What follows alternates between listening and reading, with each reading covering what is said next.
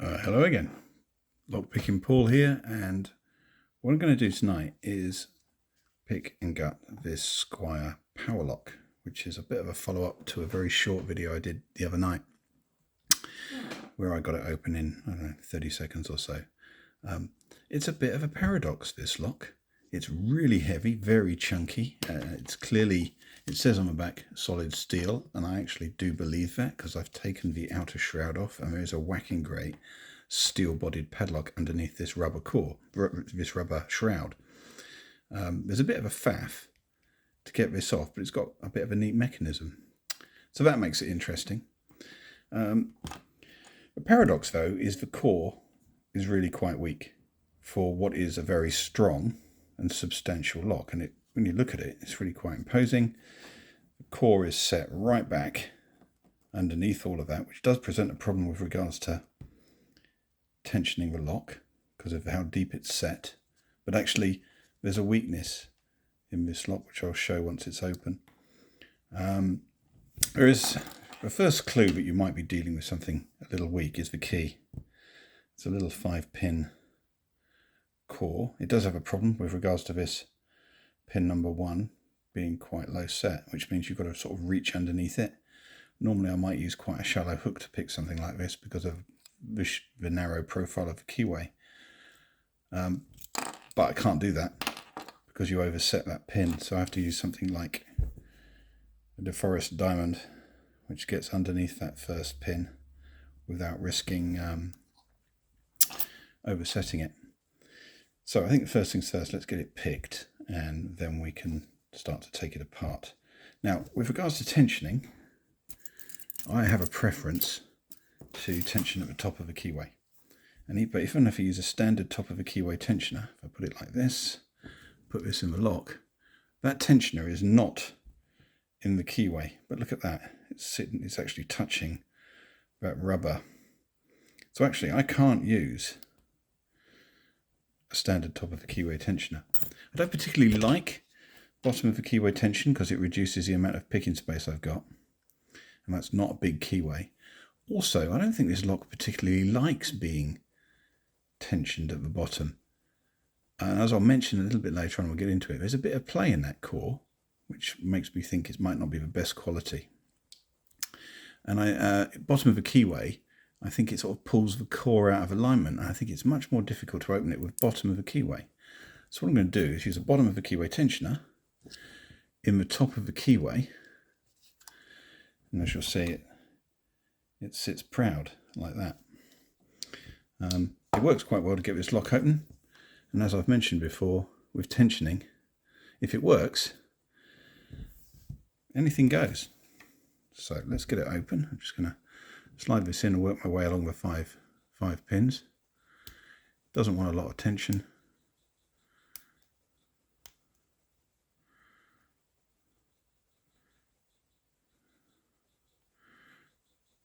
Now what is odd about this is as you're picking it, it appears to drop into a false set. But I don't think it is a false set because when I push on the other pins, I don't get counter rotation, which makes me think that actually what we've got here is not security pins, but actually we've got just a poor quality, low sort of lock with low tolerances. And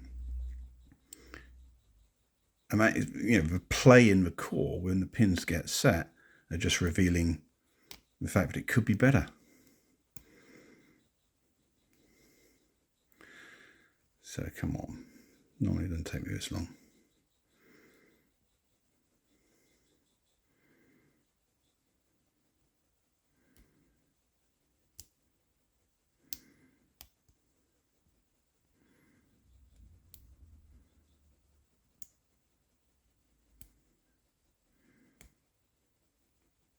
There you go. So that's open. A little longer than I might have liked. Right, now how do you take this apart?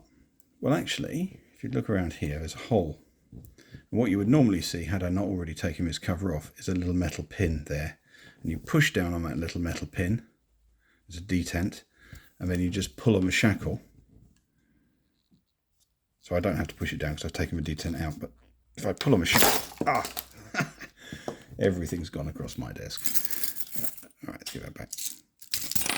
It's quite a snug fit, as you can see, but it slides off. But the thing is, and here's the slightly weird thing, is this shroud isn't part of the locking mechanism. So I can actually put the shroud on and off with the lock open or closed. Now, if the lock was closed and I push the detent in and pull the shroud off, what I've now got is a much more accessible core. So I could actually do this with top of the keyway tension if I'd wanted to, quite comfortably. And this time just with the narrow part of my normal tensioner. So actually, if setting the core in there was some kind of protection, then they've made it a bit too easy to get the shroud off. But look at this. This body is solid steel. That's a whacking great hunk of metal. So yeah, that would take some getting into, I think. I don't know if it's hardened. I haven't tried to drill it, and I'm not going to. But anyway, regardless, it feels really, really solid. And I've just realised, looking down there, that that is an Allen key. I don't know if you can see it on camera. There's an Allen key down there rather than a Phillips. So, do I have an Allen key in here that is going to fit that? Otherwise I'm going to be going out to my toolbox, which means I'm going to need to pause this.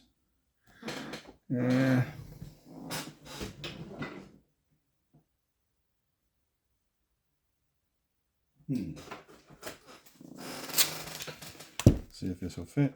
No, it won't fit. I'm going to have to go to the toolbox. So I'll tell you what I'm going to do. I'm going to put this on. I'm going to stop this now, and I'll restart it again when I've got an Allen key. Right then, back again. Now I've got an Allen key together. Let's take this apart. And I've never taken this lock apart before, so I actually don't know what's in here. This will be interesting. Right, okay, let's see. Right, so just look down there. I've left the Allen key in place. Ball bearings as well. So another security mechanism on this lock. Ball bearings rather than a locking pawl. So we're not going to be shimming that. So again, we've done a lot with the physical security. There's the core in situ. There's my tray.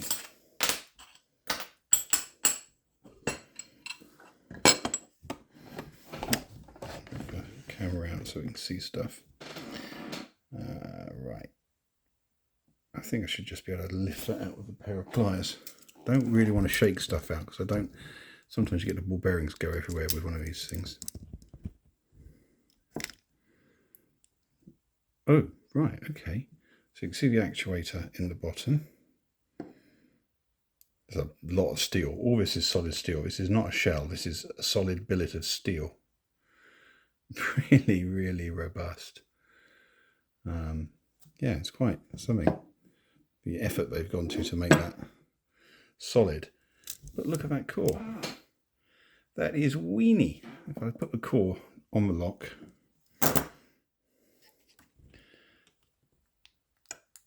that core takes up very little room inside that lock. Would it have killed them to put a 6-pin core in? I think probably not. So, I hate gutting padlock cores, I've got to be honest.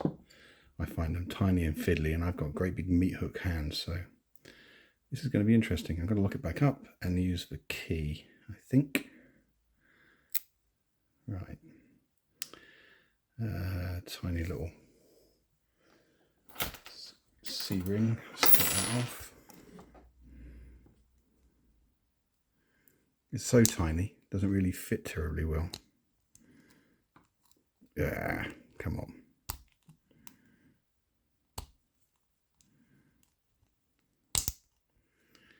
Did I mention I hate padlock cores?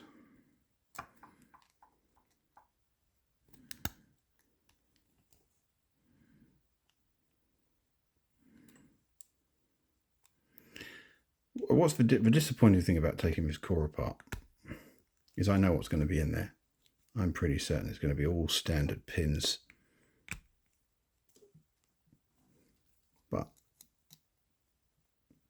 Sometimes you got to do what you got to do. If I can get it apart. It's so tiny I can't actually get. Maybe that'll do it. Will it? It might. Come on.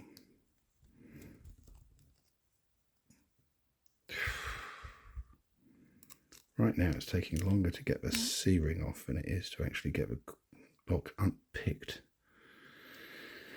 Right, how am I going to get that off?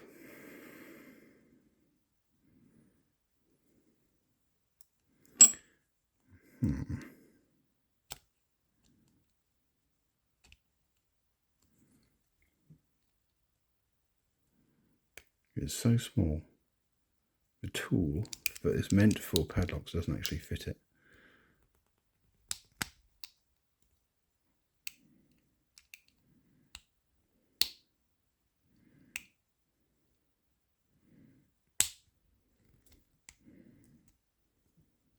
There you go. Ah, finally.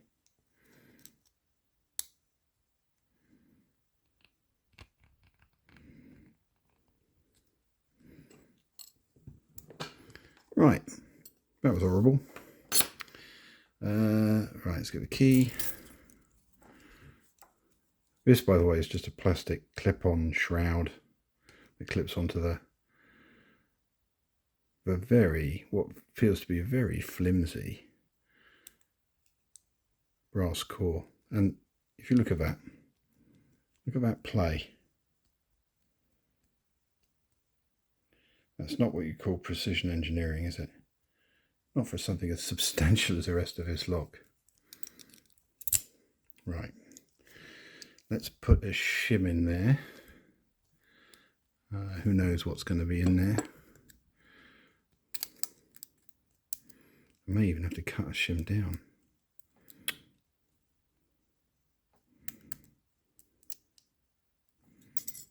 Yeah.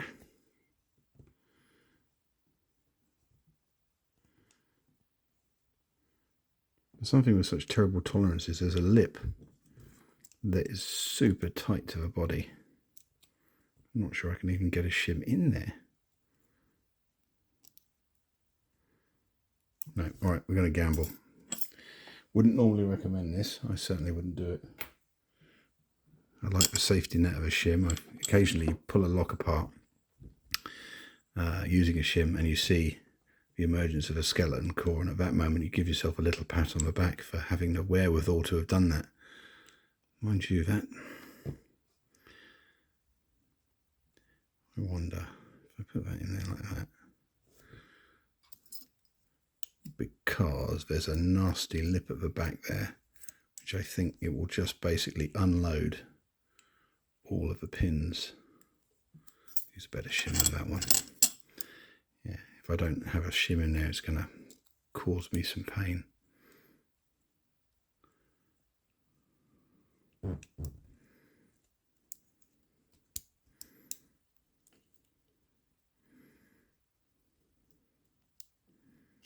Okay, not perfect. We've dropped one pin from a key. I'm going to tell you what, I'm going to deal with the core first, then we'll deal with the key pins. Oh, we do have a security pin in there. Right, okay. I feel a little better about things anyway. Right, what we got? So, pin 1 is a standard. Oh, put that up there. Pin 2 is a spool.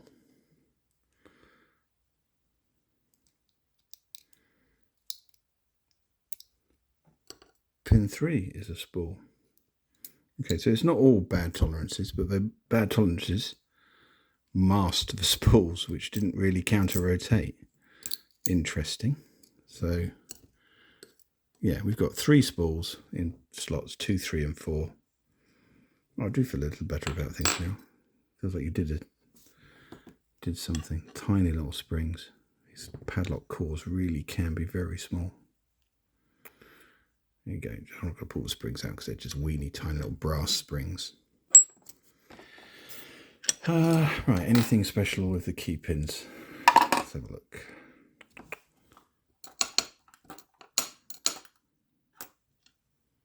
Ugh. I'll dump them all out in one go because they're so blooming tiny. Now I'm going to have to put the key in to work out where they go back and in what order. I'll do that afterwards.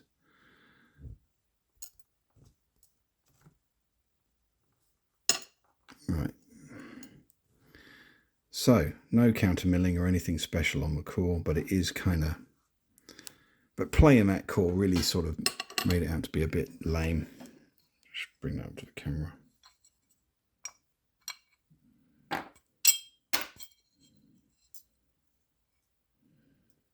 So yeah, 3 spools, which I barely noticed.